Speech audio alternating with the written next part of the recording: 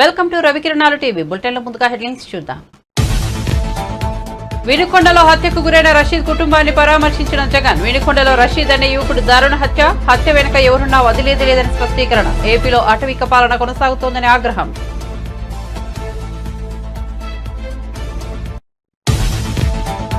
రేవంత్ రెడ్డి నేతృత్వంలోని కాంగ్రెస్ ప్రభుత్వ పాఠశాలల సమర్థతను పెంచేందుకు కీలక చర్యలు. పాఠశాలల నాణ్యత పెంపొందించేందుకు కొత్త విధానాలు. ప్రభుత్వ పాఠశాలను బలోపేతం చేసేందుకు 3 ఏళ్ల ప్రణాళిక సిద్ధం చేయాలని సీఎం సూచన.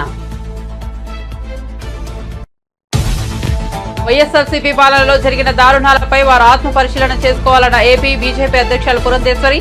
ప్రధానికి లేఖ రాసే ముందు 5 ఏళ్ల వైఎస్ఆర్సీపీ పాలనలో ప్రజలు పడ్డ ఇబ్బందులు జగన్ కు గుర్తు రాలేదా అని ప్రశ్న.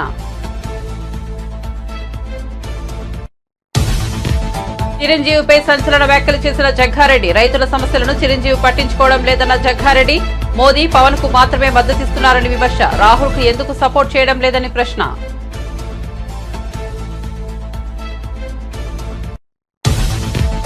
బంగాళాఖాతంలో వాయుగుండం 3 రోజుల పాటు ఏపీలో భారీ వర్షాలు. వాతావరణ హెచ్చరిక. వాయువు బంగాళాఖాతంలో వాయుగుండం. తీర ప్రాంతాల ప్రజలకు అప్రమత్తంగా ఉండాలని సూచన. ఉత్తర కోస్తా నౌకాశ్రయాలకు 3వ నెంబర్ ప్రమాద హెచ్చరికలు. మైక్రోసాఫ్ట్ లో సాంకేతిక సమస్యలు. బ్యాంకులు, విమానయాన సంస్థలు, టెలికాం రంగాలు ప్రభావితం. మైక్రోసాఫ్ట్ సేవల వైఫల్యం కారణంగా వివిధ రంగాలకు ప్రభావం ఉందన్న కేంద్ర మంత్రి రామ్మోహన్ నాయుడు.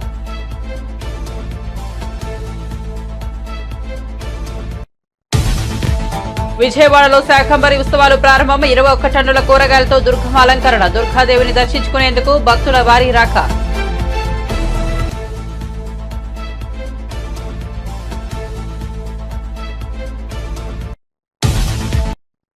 ఇక వార్త వివరాల్లోకి వెళ్తే పల్నాడు జిల్లా వినుకొండలో రషీద్ అనే యువకుడు దారుణ హత్యకు గురికావడం తెలిసిందే. ఏపీ మాజీ సీఎం వైసీపీ అధినేత జగన్ వినుకొండలో రషీద్ ఇంటికి వెళ్లారు. తీవ్ర విషాదంలో ఉన్న రషీద్ కుటుంబ సభ్యులను పరామర్శించారు. హత్య ఘటన జరిగిన తీరును అడిగి తెలుసుకున్నారు. రషీద్ కుటుంబానికి ప్రగాఢ సానుభూతి తెలిపారు. హత్య చేసేటంత ఫ్యాక్షన్ కక్షలు కూడా లేవని, మరి ఈ ఘటన ఎలా జరిగిందని రషీద్ కుటుంబ సభ్యులను ఆరా తీశారు.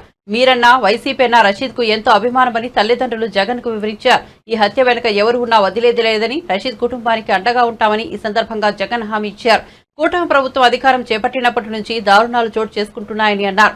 తప్పుడు హామీలతో అధికారంలోకి వచ్చారని, ఒక్క హామీని కూడా నెరవేర్చలేదని విమర్శించారు. కాగా జగన్ రాకతో వినుకొండలో రషీద్ ఇంటి వద్ద భారీగా కోలాహలం నెలకొంది. గత 45 రోజులుగా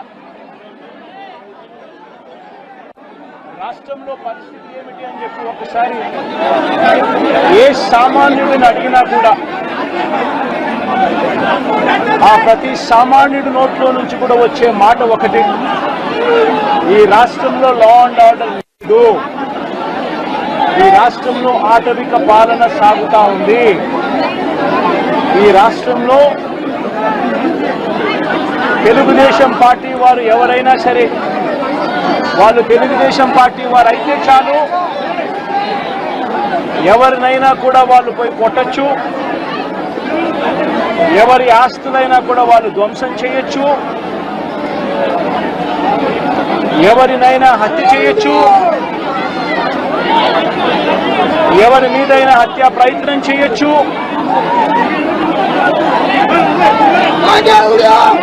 వాళ్ళు ఏమి చేసినా కూడా పోలీసులు ప్రేక్షక పాత్ర మాత్రమే పోషిస్తారు. పోలీసులు ఇంకా అటువైపు నుంచి ఎవరైనా కేసు పెడితే దొంగ కేసులు వాళ్ళే తప్పు చేశారనంటూ పోలీసులు కూడా బనాయిస్తారు అనే ఒక నీచ సంస్కృతి ఈరోజు రాష్ట్రంలో రాజ్యం వెళ్తా ఉంది. నిజంగా నేను చంద్రబాబు నాయుడు గారిని ఒకటి అడుగుతా ఉన్నా, ఈ 45 రోజుల పాలనలో ఏకంగా 31 రాజకీయ హత్యలు జరిగాయి. 31 కూడా కాదు, ఇక్కడికి రాకముందు మా వాళ్ళు నాకు చెప్పిన సంఖ్య 36. 45 రోజుల్లో దాదాపుగా 36 రాజకీయ హత్యలు, 300కు పైగా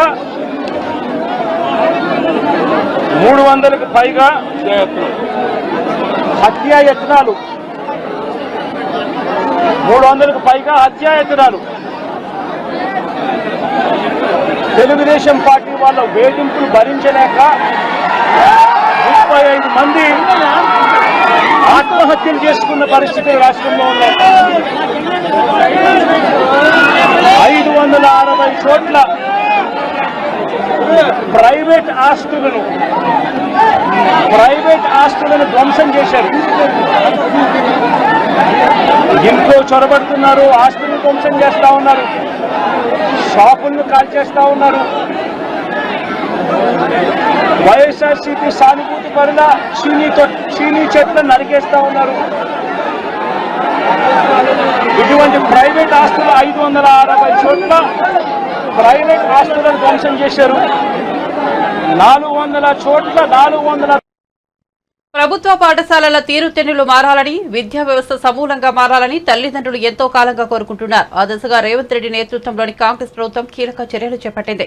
విద్యా వ్యవస్థను పటిష్టం చేసే దిశగా ముఖ్యంగా ప్రభుత్వ బడుల్లో బోధన విషయంలో సరికొత్త విధానంతో ముందుకు వెళ్లాలని అధికారులను ముఖ్యమంత్రి రేవంత్ రెడ్డి ఆదేశించారు.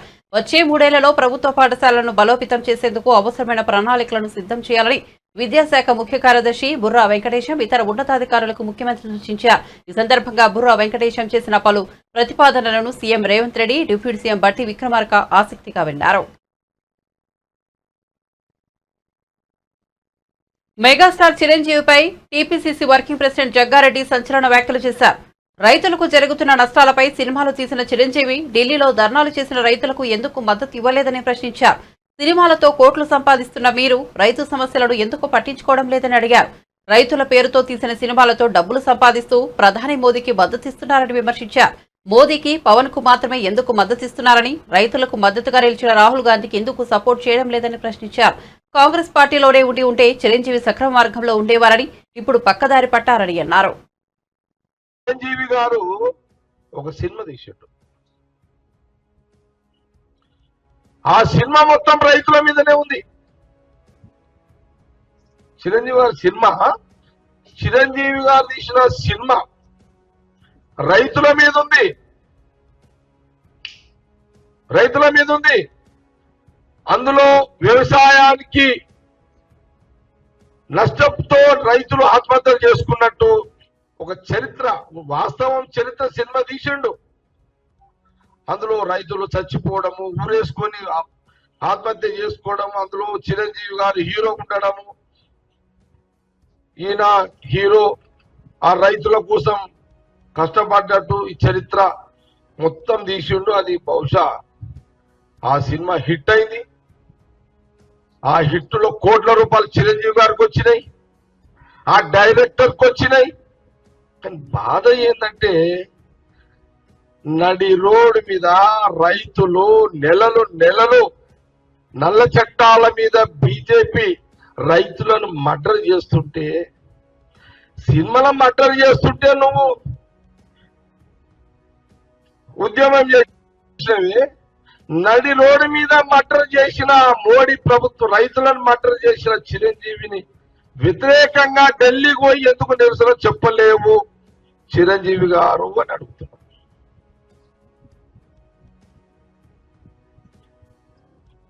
సినిమానేమో హిట్, రైతులేమో ఫట్. కోట్ల రూపాయలు నీ జేబులోకి వచ్చినాయి, నీ డైరెక్టర్కి వచ్చినాయి. నీ డైరెక్టర్కి వచ్చినాయి. రైతు కడుపు నింపిందా నీ సినిమా? కానీ మరి నువ్వెందుకు మీ తమ్ముడు పవన్ కళ్యాణ్కి బీజేపీకి సపోర్ట్ ఇస్తున్నా? పవన్ కళ్యాణ్కి నువ్వెందుకు, మీ తమ్ముడే కదా పవన్ కళ్యాణ్ గారు, నువ్వు సినిమాలో హిట్ అయినావు, కోట్ల రూపాయలు నీకు వచ్చినాయి. మరి రాహుల్ గాంధీ గారు ఏమో ఆ రైతుల దగ్గరికి మొత్తం పోయిండు. మరి మీ తమ్ముడేమో బీజేపీతో వస్తానా, background under ground Chandrababu Naidu గారికి తోస్తానా? మరి మీరు ఎందుకు?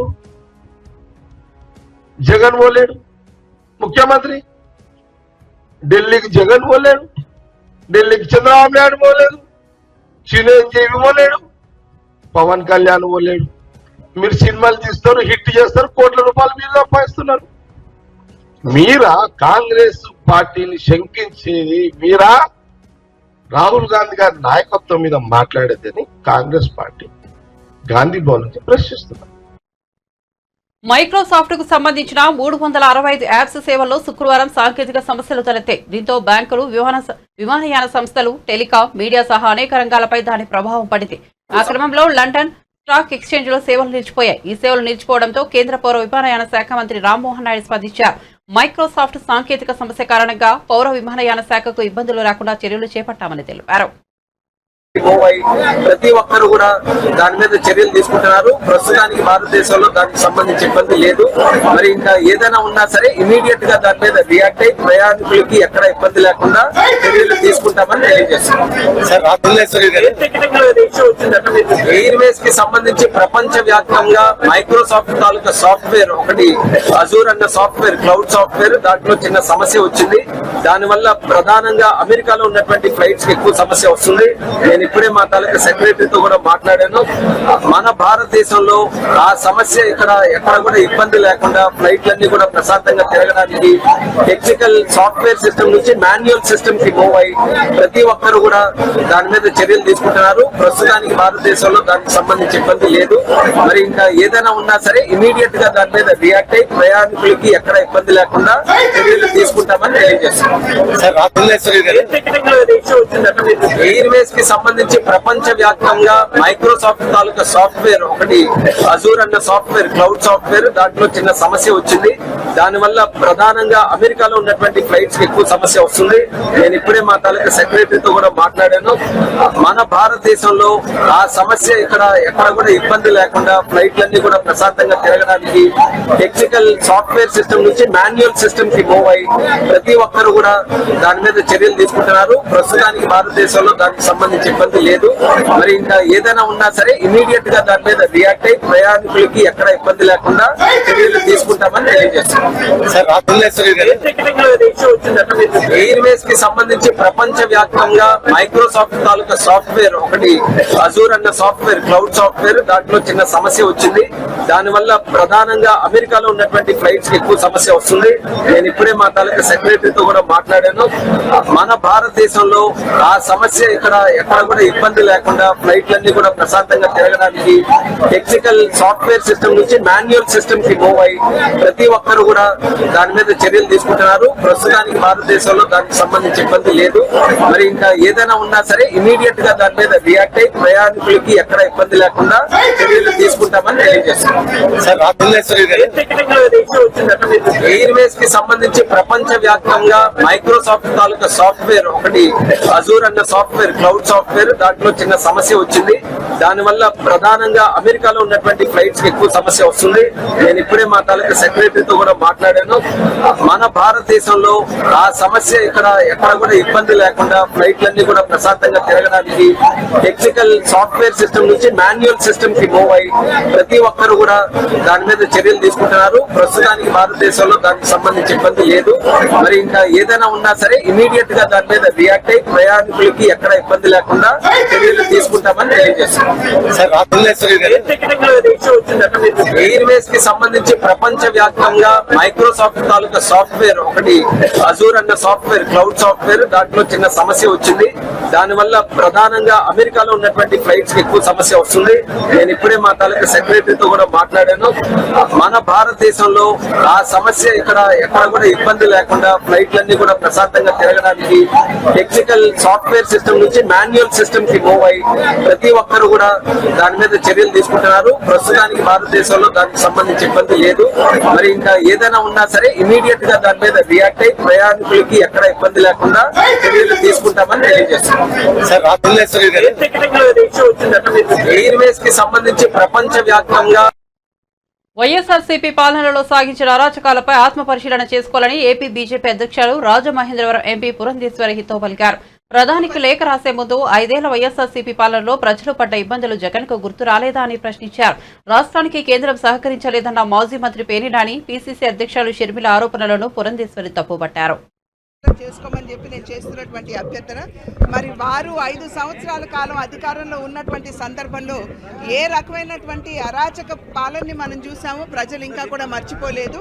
చివరికి ఒక 16 సంవత్సరాల బీసీ బిడ్డని తన అక్క మీద ఎవరో దౌర్జన్యంగా మీదకు వస్తున్నారని చెప్పి అడ్డు తగిలితే ఆ బిడ్డని కాళ్ళు చేతులు కట్టి నోట్లో కాగితాలు కుక్కి పెట్రోలు కెరసిన్ పోసి అతన్ని సజీవ దహనం చేశారు.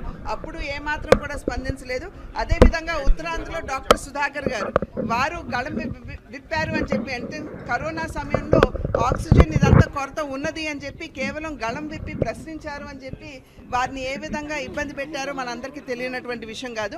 చివరికి లోకల్ బాడీ ఎలక్షన్స్లో అభ్యర్థులు వారి నామినేషన్ ఫైల్ చేయడానికి వెళ్ళినటువంటి సందర్భంలో వారి చేతిలో ఉన్నటువంటి నామినేషన్ పత్రాలు వైఎస్ఆర్సీపీ నాయకులు లాగేసి చించేసి మరి కత్తులతో సైతం నెల్లూరులో భారతీయ జనతా పార్టీ ఒక మహిళా కార్యకర్త మీద కత్తితో దాడి చేసి ఆవిడ్ని కూడా గాయపరిచినటువంటి విషయం ప్రజలు ఇంకా కూడా మర్చిపోలేదు.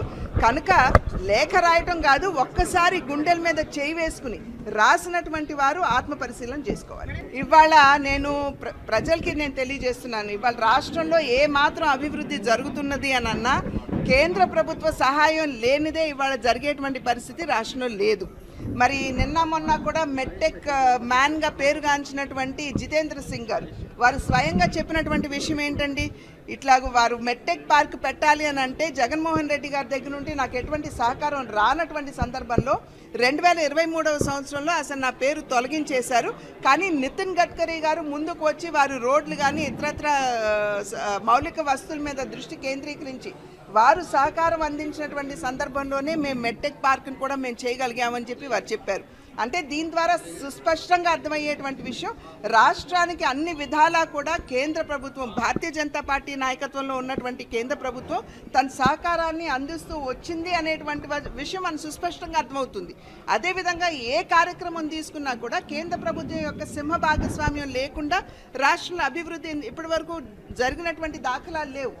కనుక ఈ రకమైనటువంటి పసలేని విమర్శ చేసేటువంటి వారు ఒక్కసారి ఆలోచించాలి. అన్ని విధాలా కూడా రాష్ట్రానికి కేంద్ర ప్రభుత్వం తన సహకారాన్ని అందిస్తూ ఉన్నది. ఏ విషయం మీద వెళ్ళారు, ఏ విషయం మీద వాళ్ళు సహకారం నిరాకరించారు అనేది పేర్ని నాన్నగారు విపులంగా చెప్పాలి కదా. చాలా హేయమైనటువంటి చర్య అండి ఇది. ఒక రకంగా చెప్పాలంటే ఏదైతే ఈ పోర్న్ వీడియోస్ కావచ్చు, లేకపోతే easy access to social media కావచ్చు, దానివలన ఒక రకంగా బిడ్డలు కొంచెం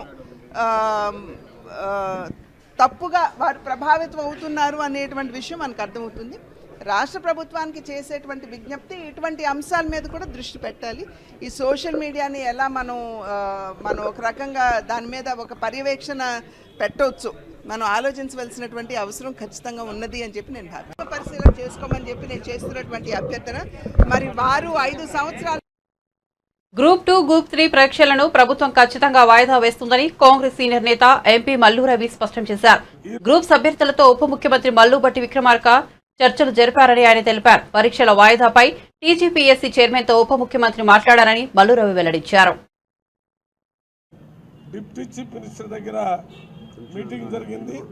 ఆ మీటింగ్లో నేను, బలరాం నాయక్ గారు, అనిల్ కుమార్ గారు, మన చరణ్ కుమార్ గారు, అదే రకంగా లోకేష్ గారు వీరితో పాటు పాల్గొని వారు చెప్పిన విషయాలన్నీ విని దాని మీద ఉప ముఖ్యమంత్రి గారు సానుకూలంగా స్పందించి వెంటనే పబ్లిక్ సర్వీస్ కమిషన్ చైర్మన్ గారితో కూడా అందరి ముందు మాట్లాడి వారు చెప్పినట్టుగా గ్రూప్ 2, గ్రూప్ 3 ఎగ్జామినేషన్స్ని పోస్ట్పోన్ చేయడానికి సానుకూలమైన డేట్స్ని నిర్ణయించి ఎవరికి నష్టం జరగకుండా ఆ డేట్స్ని ఆలోచించి రిపోర్ట్ పంపమని చెప్పారు. దాని విధంగా మరి పోస్ట్పోన్ జరిగేటటువంటి అవకాశం మరి 100కి 100 ఉంది. కాబట్టి ఎవరు కూడా నిరుద్యోగులు దీని మీద ఆందోళన చెందొద్దని, ఈ విషయంలో గత 10 రోజుల నుంచి చాలామంది విద్యార్థులతో మాట్లాడి ముఖ్యమంత్రి గారి దృష్టికి తీసుకుని వెళ్ళి ముఖ్యమంత్రి గారు కూడా దీని మీద ఆలోచన చేసి ముఖ్యమంత్రి గారు, ఉప ముఖ్యమంత్రి గారు వాళ్ళ ఉదయం దీని మీద పెద్ద ఎత్తున చర్చలు చేసిన తర్వాతనే వీళ్ళందరినీ ఉప ముఖ్యమంత్రి గారి దగ్గర కూర్చొని వారి అభిప్రాయాలు మొత్తం వినాలని, దానికి అనుగుణంగా సరైన నిర్ణయం తీసుకోవాలని నిర్ణయం తీసుకోవడం జరిగింది. అందులో భాగంగానే ఈరోజు ఈ రకంగా నిర్ణయం తీసుకున్నాం. మరి ఇక్కడికి వచ్చినట్టు విద్యార్థి సంఘాలు ఎవరైతే ఉద్యమం చేయాలనుకుని ప్రభుత్వం మీద ఒత్తిడి తీసుకుని రావాలని ఏదో ఎంతో కాలంగా మరి చదివి ఇబ్బంది పడతామనేటటువంటి వాళ్ళందరి యొక్క ఆలోచన తీసి ఇది ప్రజాప్రభుత్వం, ప్రజల ప్రభుత్వం, మీ ప్రభుత్వం, మీరు మీ అభిప్రాయాల్ని గౌరవించే. పల్నాడు జిల్లా వినుకొండలో జరిగిన హత్యపై ఎమ్మెల్యే జీవి ఆంజనేయులు స్పందించారు. వ్యక్తిగత కక్షలతో జరిగిన హత్యను పార్టీలకు ముడిపెట్టడం సరికాదని మండిపడ్డారు. వైఎస్ఆర్సీపీ నేతలు శవరాజకీయాలు మానుకోవాలని హెచ్చరించారు. మృతుడు రషీద్, నిందితుడు జిలాని ఇద్దరు వైఎస్ఆర్సీపీకి చెందిన వ్యక్తులేనని, వారిపై కేసులున్నాయని తెలిపారు. వారిద్దరి మధ్య ఉన్న వైరాన్ని వైఎస్ఆర్సీపీ మాజీ ఎమ్మెల్యే బొల్లా బ్రహ్మనాయుడు, ఆయన అనుచరుడు ఖాన్ పెంచి పోషించారని ఆరోపించారు. జిలాని ఇంటిపై రషీద్ దాడి చేసినప్పుడే కఠినంగా వ్యవహరించి ఉంటే ఈ హత్య జరిగేది కాదన్నారు. బ్రహ్మనాయుడు ఎమ్మెల్యేగా ఉన్న సమయంలో గంజాయిని ప్రోత్సహించడం వల్లే నియోజకవర్గంలో ప్రస్తుతం దారుణాలు జరుగుతున్నాయని ధ్వజమెత్తారు. ఈ ఘటనకు సంబంధించి నిందితులపై కఠిన చర్యలు తీసుకోవాలని పోలీసు ఉన్నతాధికారులను కోరినట్లు ఎమ్మెల్యే జీవి ఆంజనేయులు తెలిపారు. ఈరోజు ప్రజలందరికీ ఒక విజ్ఞప్తి చేస్తున్నాం. తెలుగుదేశం ప్రభుత్వం అధికారంలోకి వచ్చింది, ముఖ్యమంత్రి చంద్రబాబు నాయుడు గారు ఈరోజు రాష్ట్రంలో ఎక్కడ కూడా శాంతి భద్రతలకి విఘాతం కలగకూడదు, సమర్థవంతంగా శాంతి భద్రతలు ఇవ్వాలనేది ఈరోజు తెలుగుదేశం ప్రభుత్వం యొక్క లక్ష్యం. ఈరోజు వినుకొండలో తొలి ఏకాదశి పండగ రోజు ఒక దారుణమైనటువంటి హత్య జరగటం చాలా చాలా బాధాకరం. దీనికి కారణం ఈరోజు గతంలో హత్య చేసినటువంటి జిలాని, అలాగే చనిపోయినటువంటి వ్యక్తి ఇద్దరు వైఎస్ఆర్ పార్టీలో తిరిగినటువంటి వాళ్ళు, వైఎస్ఆర్ పార్టీ గ్యాంగ్ లో తిరిగినటువంటి వాళ్ళు, అలాగే వైఎస్ఆర్ పార్టీ లీడర్లతో తిరిగినటువంటి వాళ్ళు, హత్య చేసిన ఆయన అలాగే హత్య గావించబడ్డ ఆయన ఇద్దరు వైఎస్ఆర్ పార్టీలో తిరిగినటువంటి వాళ్ళు, వాళ్ళిద్దరి మధ్య వ్యక్తిగతంగా గొడవలు ఉన్నాయని చెప్పేసి గతంలో జిలానీ మీద అటెంప్ట్ మర్డర్ కేసు నమోదయ్యింది. వీళ్ళిద్దరి మధ్య కేసులు నమోదైంది. అప్పుడు ఇది వ్యక్తిగత కారణాలను మీరు శవ రాజకీయాలు ఏ విధంగా చేస్తారు? మీరు వ్యక్తిగత రాజకీయాల్ని పార్టీలకు ఏ విధంగా చుడతారు? సిగ్గుందా మీకు? వ్యక్తిగత రాజకీయాల్ని పార్టీలు చుట్టడం చాలా దుర్మార్గం. ప్రజల అమాయకులు అనుకోవద్దు. ఈరోజు ఈ శవ రాజకీయాలు ఇప్పుడైనా మానుకోండి. ప్రజలు చిత్తుగా ఓడించిన తర్వాతైనా మీకు బుద్ధి రాకపోవడం చాలా బాధాకరం. గతంలో బాబాయ్ హత్యని మీరు ఎట్లయితే దుష్ప్రచారం చేశారో, ఈరోజు మీ పార్టీ కార్యకర్తలు హత్య చేసినా అది తెలుగుదేశం పార్టీ మీద బురదజల్లటం, శవ రాజకీయాలు చేయటం, ఇది ఎంతవరకు సమంజసం అని అడుగుతున్నా నేను. ఇప్పటికైనా శవ రాజకీయాలు మానుకోండి. ఇది చాలా దుర్మార్గం. సిగ్గుపడాలి. ఇలాంటి శవ రాజకీయాలు చేయడానికి చాలా సిగ్గుపడాలా? ఏది ఏమైనా సరే ఇలాంటి హత్య జరగడం చాలా బాధాకరం. దీన్ని కఠినంగా వ్యవహరిస్తుంది తెలుగుదేశం ప్రభుత్వం. ఎవరైతే ఈ దాడికి హత్యకు పాల్పడ్డారో, ఎవరైతే ఉన్నారో వాళ్ళందరినీ కూడా కఠినంగా శిక్షిస్తాం. అధికారులకు ఆదేశించడం జరిగింది. ఈ హత్య నేరంలో ఎవరెవరికైతే సంబంధం ఉందో వాళ్ళందరి మీద కఠినంగా వ్యవహరించాలి, అందరిని అరెస్ట్ చేయాలి, కఠినంగా శిక్షించాలని చెప్పేసి మేము అధికారులు ఎస్పీని కోరాం. ఎస్పీ గారు కూడా నిష్పక్షపాతంగా ఈ కేసులో వ్యవహరిస్తున్నారు. పాత గొడవలు ఓ పార్టీలో వైఎస్ఆర్ పార్టీలో ఇద్దరు పనిచేసినటువంటి వాళ్ళు, అలాంటిది తెలుగుదేశం పార్టీకి చుడతారా? శవ రాజకీయాలు చేస్తారా? ఇది చాలా సిగ్గుసేటు. విజయవాడ శ్రీ దుర్గా మల్లేశ్వర స్వామి దేవస్థానంలో ఇవాంటి నుంచి శాకంబరి ఉత్సవాలు ప్రారంభమయ్యాయి. 21 టన్నుల కూరగాయలు, ఆకుకూరలు, పండ్లు, నిమ్మ, ఆపిల్ కాయలతో అమ్మవారిని అలంకరించారు. దేవస్థానం ప్రాంగణం శ్రీ అమ్మవారి ఉపాలయాలలోని దేవతామూర్తులకు, ఉత్సవమూర్తులకు కూరగాయలు, పండ్లతో ఆలయ అర్చకులు అలంకరణ చేశారు. ఇవాల్టి నుంచి 3 రోజుల పాటు ఇంద్రకీలాద్రిపై కూరగాయలు, ఆకుకూరలు, పండ్లు అలంకరణతో దుర్గమ్మ దర్శనమివ్వనున్నారు. అదేవిధంగా ఆలయ ప్రాంగణాన్ని కూరగాయలు, పండ్లు, నిమ్మకాయలతో అలంకరించారు. దుర్గాదేవిని దర్శించుకునేందుకు భక్తులు పెద్ద సంఖ్యలో తరలి వస్తున్నారు. వారికి అవసరమైన మౌలిక ఏర్పాట్లను ఆలయ అధికారులు అందుబాటులో ఉంచారు. ఆలయంలో భక్తులకు ఇబ్బంది తలెత్తకుండా చేపట్టిన ఏర్పాట్లను ఈవో రామారావు పర్యవేక్షించారు. 3 రోజుల పాటు జరిగే ఈ మహోత్సవాల్లో హోమాలు, ప్రత్యేక అర్చనలు జరుగుతాయి. కూరగాయలతో వండిన కదంబ ప్రసాదాన్ని భక్తులకు పంపిణీ చేస్తారు. తిరుమల శ్రీవారి దర్శనార్థం ఆంధ్రప్రదేశ్ హోంమంత్రి వంగల్పూడి అనిత తిరుపతికి చేరుకున్నారు. కూటమి కార్యకర్తలు హోంమంత్రికి అలిపిరి వద్ద స్వాగతం పలికారు. అనంతరం అలిపిరి నుంచి తిరుమలకు కాలినడకన ఆమె బయలుదేరి వెళ్లారు. అలిపిరిలోని తొలిమెట్టు వద్ద కొబ్బరికాయలు కొట్టి కాలినడక ప్రారంభించారు. శుక్రవారం రాత్రి తిరుమలలో బస చేసి శనివారం ఉదయం ఆమె వెంకటేశ్వర స్వామిని దర్శించుకోనున్నారు.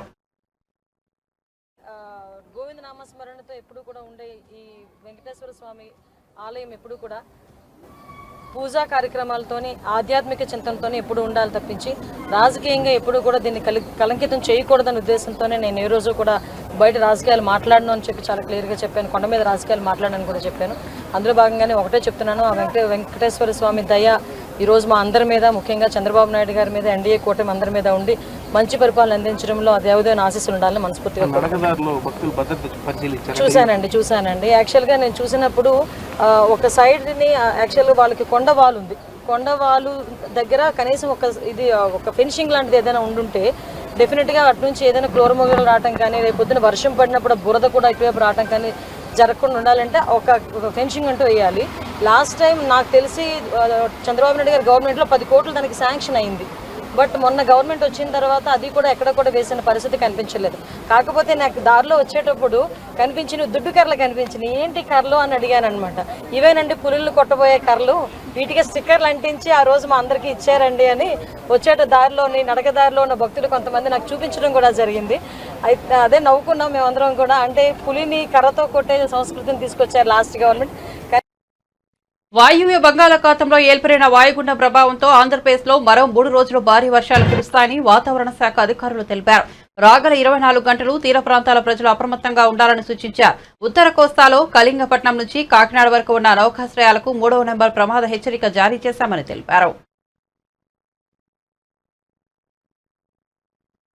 బులెటిన్ ముగించే ముందు హెడ్లైన్స్ మరోసారి చూద్దాం. వినుకొండలో హత్యకు గురైన రషీద్ కుటుంబాన్ని పరామర్శించిన జగన్. వినుకొండలో రషీద్ అనే యువకుడి దారుణ హత్య వెనుక ఎవరున్నా వదిలేది లేదని స్పష్టీకరణ. ఏపీలో అటవిక పాలన కొనసాగుతోందని ఆగ్రహం.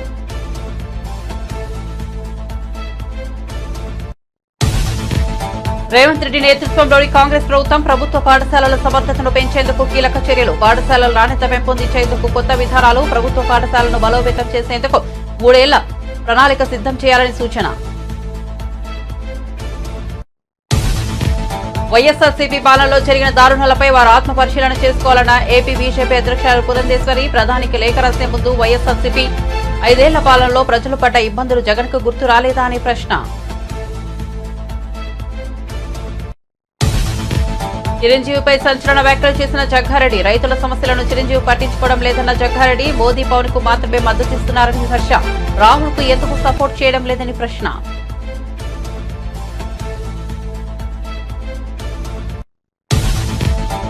బంగాళాఖాతంలో వాయుగుండం 3 రోజుల పాటు ఏపీలో భారీ వర్షాలు. వాతావరణ శాఖ హెచ్చరిక. వాయువ్య బంగాళాఖాతంలో వాయుగుండం. తీర ప్రాంతాల ప్రజలకు అప్రమత్తంగా ఉండాలని సూచన. ఉత్తర కోస్తా నౌకాశ్రయాలకు 3వ నెంబర్ ప్రమాద హెచ్చరికలు. మైక్రోసాఫ్ట్ లో సాంకేతిక సమస్యలు. బ్యాంకులు, విమానయాన సంస్థలు, టెలికాం రంగాలు ప్రభావితం. మైక్రోసాఫ్ట్ సేవల వైఫల్యం కారణంగా వివిధ రంగాలకు ప్రభావం ఉందన్న కేంద్ర మంత్రి రామ్మోహన్ నాయుడు.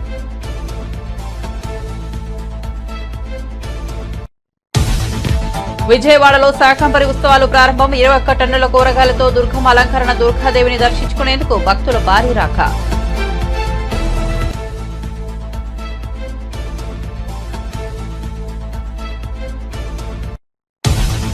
మరిన్ని అప్డేట్స్ కోసం చూస్తూనే ఉండండి రవికిరణాలు టీవీ.